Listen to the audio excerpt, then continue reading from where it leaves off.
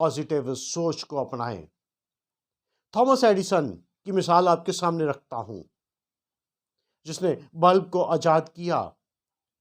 उसकी लेबॉर्ट्री, उस बिल्डिंग को आग लग गई जहां पर उसके तमाम मुआदात थे, जहां पर उसके तमाम चीजें थी, जिसे स्टोर रूम कह सकते हैं, जिसे लेबॉर्ट्री कह सकते हैं।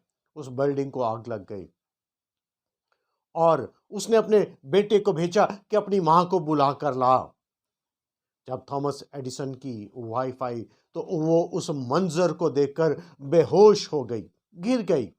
उसने उसको उठाया, उसको ये कहा कि देख, इस तरह की आग, इस तरह के शोले तूने जिंदगी में कभी नहीं देखे होंगे। कितना खूबसूरत नज़ारा और कितना खूबसूरत मंजर है, ऐसा तूने कभी नहीं देखा होगा। और उसने आसमान की तरफ नज़र कर कर खुदा का शुक्र अदा किया कि खुदावंद तेरा शुक्र है कि मेरी ज़िंदगी की तमाम तर गलतियां जल गई हैं, मैं कल से नए सिरे से काम शुरू करूंगा। उसने अपने आप को फेल नहीं कहा कि मैं 10,000 मरतबा फेल हो गया, बल्कि उसने ये कहा कि 10,000 ऐसे तजर्बे मैंने किए जो काम नहीं करते, और बिल आखिर वो बल्ब को आज़ाद करने में कामयाब हुआ। पॉजिटिव सोच, पॉजिटिव नज़रिया हमें मुश्किलात में भी संभालता है। एक शख्स 60 साल की उम्र में रिटायर हो गया और वो अपने रूम में बैठा एक पेपर पर लिख रहा है कि कितना अफसोसनाक ये साल शुरू हुआ है।